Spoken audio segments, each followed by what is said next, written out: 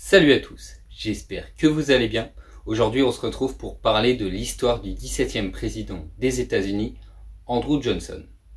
Installez-vous confortablement, vous êtes bien sur Histoire d'Histoire, générique.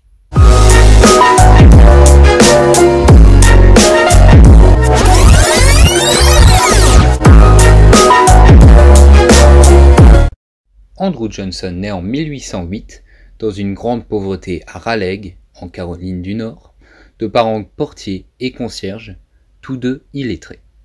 Très jeune, il sera orphelin de père, il ne recevra aucune instruction.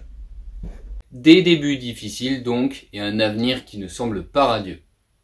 À 14 ans, lui et son frère sont apprentis pendant plusieurs années avant d'ouvrir leur propre boutique de tailleur de pierre à Greenville, dans le Tennessee. Durant cette période, grâce à son épouse, il en profitera pour s'instruire. En 1830, et ce jusqu'en 1833, il sera conseiller municipal de la ville. Et en 1834, devient maire de Greenville. De 1835 à 1843, il est élu membre de la législature du Tennessee. Puis de 1843 à 1853, il devient membre de la Chambre des représentants. Il deviendra par la suite gouverneur de 1853 à 1857, puis sénateur du Tennessee jusqu'en 1862. Durant son mandat de sénateur, il prêchera la concorde entre le Sud pro-esclavage et le Nord pro-abolition. Il sera avec certains d'autres en faveur d'un choix territorialisé par État selon la volonté de l'élu de l'État concerné. Pendant la guerre de sécession, Johnson reste au Sénat, même lorsque le Tennessee quitte l'Union, ce qui fera de lui un héros dans le Nord et un traître dans le Sud.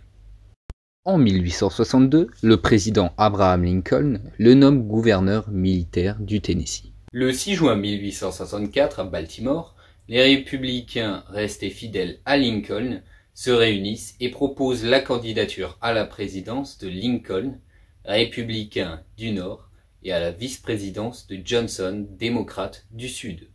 Le choix de Lincoln ne peut être expliqué par le fait que Johnson était le seul sénateur du Sud à avoir refusé la sécession et à continuer à signer au Congrès après 1862. Alors réélu, Lincoln officialise le 4 mars 1865 son nouveau vice-président, Andrew Johnson. Or, le 14 avril 1865, le président Lincoln est assassiné par un sympathisant du Sud nommé John Wilkes Booth. Le matin du 15 avril 1865, Andrew Johnson est investi pour devenir le 17e président des États-Unis. La conciliation du Nord et du Sud ne se produira pas. Au contraire, il pardonne les rebelles du Sud et s'oppose aux lois du Congrès en faveur des Afro-Américains dans le Sud. Il impose systématiquement son veto aux lois du Congrès sur les conditions d'un retour des États du Sud dans l'Union.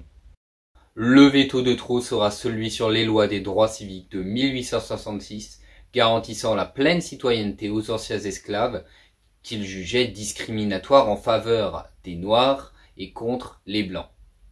Le renvoi d'Edwin Stanton, secrétaire à la guerre nommé par Lincoln, sert de prétexte à une procédure d'impeachment par la Chambre des représentants.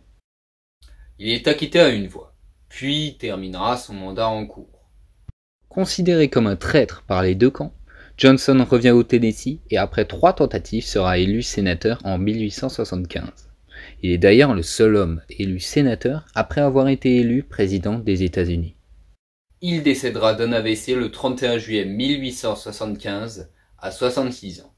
Aujourd'hui, Andrew Johnson est une figure très controversée, considérée par beaucoup comme l'un des pires présidents de l'histoire des États-Unis. Il existe peu de films basés sur l'histoire d'Andrew Johnson. Néanmoins, le film de 1942, Tennessee Johnson, où le président américain est joué par Van Heflin, effectue une biographie romancée de sa vie. J'espère que tu as aimé cette vidéo, si c'est le cas, n'oublie pas de la liker et de t'abonner. Voilà, c'était Histoire d'Histoire, ciao!